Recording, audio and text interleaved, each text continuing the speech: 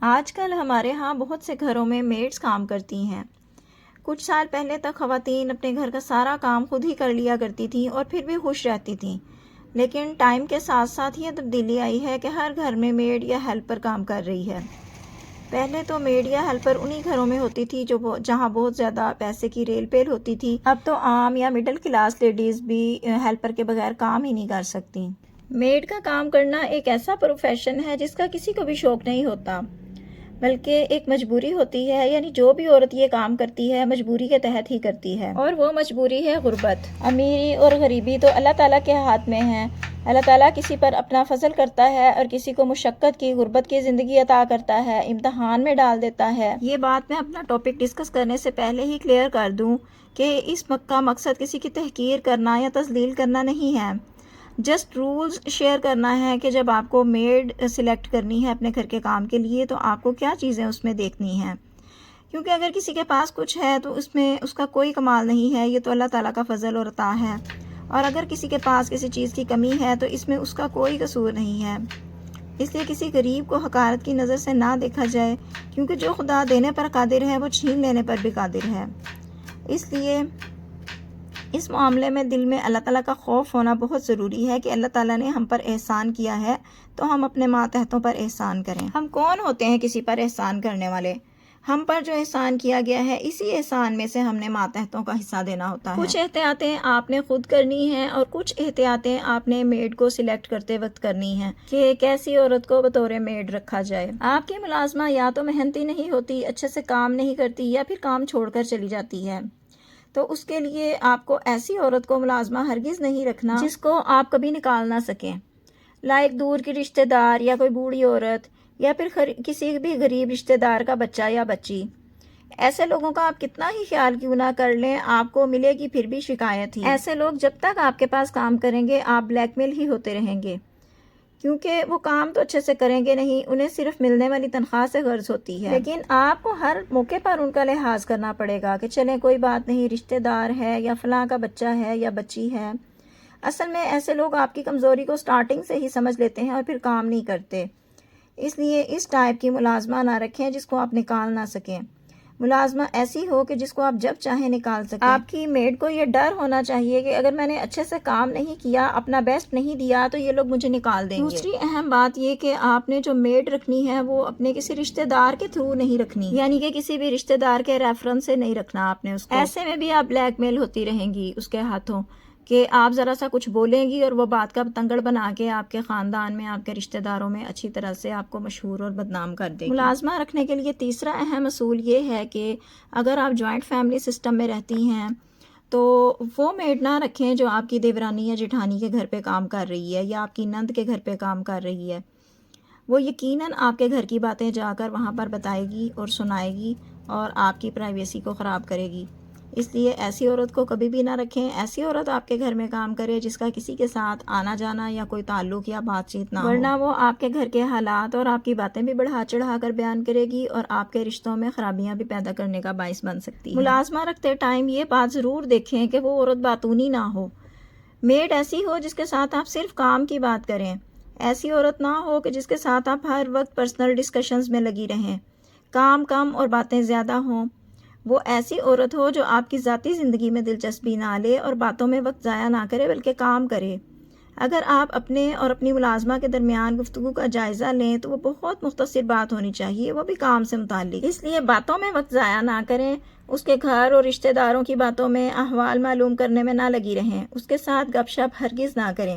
باتونی عورت اگر آپ کے پاس بطور میڈ کام کرے گی تو آپ کو بھی باتوں میں الجھا کر رکھے گی اور اپنے کام میں بھی بالکل بھی دلچسپی نہیں لے گی۔ تو اگر آپ باتوں سے ملازمہ سے دوستی کر لیں گی تو ظاہر سی بات ہے کہ دوستی میں پھر کام تو نہیں ہوتا، فرینکنیس ہوتی ہے۔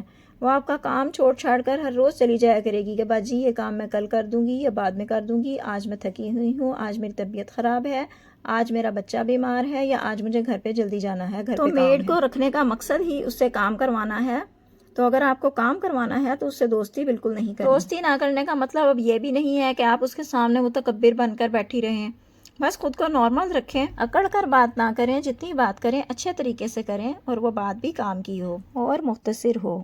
گھر میں میڈ ہائر کرنے کا چوتھا اہم اصول ہے کہ آپ کو ایک مضبوط کردار کی عورت کو اپنے گھر کام کے لیے رکھنا ہے۔ جس عورت کو آپ اپنے گھر کے کام کا ذمہ دار بنا رہی ہیں وہ ایک اچھی عورت ہونی چاہیے۔ غربت تو اللہ تعالیٰ کی طرف سے ہے، لیکن کریکٹر اس کا اسٹرانگ ہونا چاہیے تاکہ گھر میں صفائی کے دوران یا کام کے دوران ملنے والی قیمتی یا معمولی دونوں چیزوں کی اطلاع وہ آپ کو دینے والی ہو، سطح ڈھانپ کر دوپٹہ اوڑھ کر گھر میں کام کرنے والی ہو۔ ہاں، اگر گھر میں مرد حضرات نہ ہوں تو تھوڑی سی لاپرواہی کر بھی لے تو کوئی حرج نہیں۔ پانچویں اہم بات اور پانچواں اصول یہ ہے کہ آپ میڈ کے طور پر ایک جوان اور خوبصورت لڑکی کو نہ رکھیں۔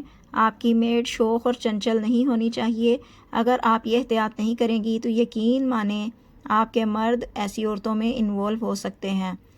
اس میں شاید قصور مردوں کا بھی نہ ہو، کیونکہ ایسی عورتیں اپنی طرف مائل کرنے والی ہوتی ہیں اور خود بھی مرد حضرات سے فری ہونے والی ہوتی ہیں، ان کی طرف مائل ہونے والی ہوتی ہیں۔ اس چیز کی احتیاط یہ ہے کہ آپ ایک ایجڈ عورت کو کام پر رکھیں۔ ایسی عورت جو کہ بالکل بھی اٹریکٹیو دکھائی نہ دیتی ہو، اسے آپ بطور میڈ رکھیں۔ میڈ ہائر کرتے وقت چھٹا اصول ضرور یاد رکھیں کہ ہمیشہ میڈ کو وہ ٹائم دیا جائے جب مرد حضرات گھر پر موجود نہ ہوں۔ کوشش کریں کہ اپنی میڈز اور مردوں کو گھر میں اکٹھا نہ کریں۔ اگر وقت یا کام ایسا ہے کہ آپ ایسا نہیں کر سکتی، یعنی گھر پر مرد موجود ہی رہتے ہیں، تو احتیاط کیجئے کہ اگر آپ نے کپڑے میڈ سے دھلوائے ہیں یا پریس کروائے ہیں تو اپنے مرد کو آپ نے خود دینے ہیں۔ بیگم صاحبہ بن کر آرڈر نہ کرتی پھریں کہ بھائی کو کپڑے دے دیں۔ اسی طرح ناشتہ اور دیگر کام اپنے شوہر، بیٹے، بھائی اور مرد حضرات کے خود سے کریں۔ اگر آپ نے کسی سے ناشتہ بنوایا بھی ہے تب بھی سرو خود کریں، یعنی ان کا آپس میں انٹریکشن نہیں ہونا چاہیے اور نہ ہی کوئی بات چیت ہونی چاہیے۔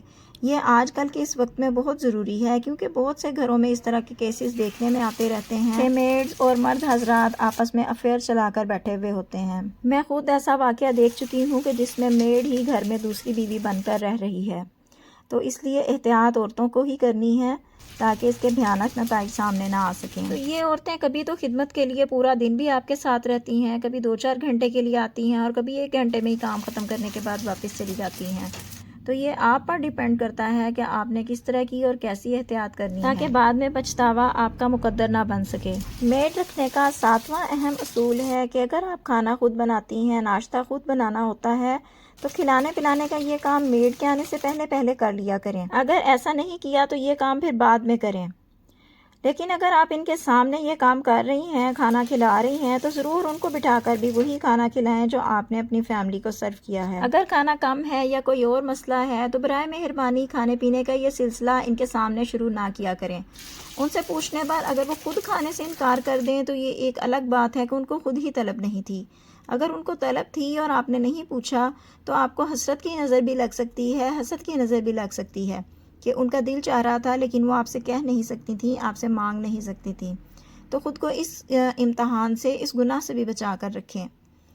کوشش کیا کریں کہ ہفتے میں 1 یا 2 بار کھانا تھوڑا سا زیادہ بنا لیا کریں اور اپنی میڈ کو پیک کر کے اس کے گھر کے لیے دے دیا کریں تاکہ آپ کے کھانے میں سے غریبوں کا حق ادا ہو جائے۔ ایسا نہیں ہے کہ بچا ہوا 4 دن سے فریج میں کھانا رکھا ہوا تھا جو آپ کے کسی کام کا نہیں تھا، وہ دے کر آپ سمجھیں کہ آپ نے حق ادا کر دیا ہے۔ جب بھی آپ اپنے لیے ملازمہ کا انتخاب کریں تو اسے کہیں کہ 3 دن یا 1 ہفتہ میں آپ کو ٹرائل اور ٹیسٹ کے لیے دے رہی ہوں، آپ میرے گھر کا کام کریں۔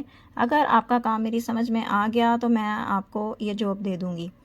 تو 1 ہفتے تک اسے اچھی طرح سمجھائیں اور اسے بتائیں تاکہ اس کو آپ کا کام سمجھ میں آ جائے۔ ہوتا یہ ہے کہ ہم پہلے ہی دن کہہ دیتے ہیں کہ میرے گھر کا کام کر دو، ہاں ٹھیک ہے تمہاری ذمہ داری ہے، پھر وہ اپنی مرضی کا کام کرنے لگ جاتی ہیں۔ پھر آپ کو میڈ کی سستی، کاہلی اور خراب کام برداشت کرنا پڑتا ہے۔ تو اس لیے 1 ہفتہ ٹرائل کے طور پر ضرور دے دیا کریں تاکہ وہ آپ کے گھر کا کام سیکھ کر آپ کے گھر میں کام کرے۔ ایک اور اہم بات، اپنی میڈ کے سامنے سوتی نہ رہا کریں۔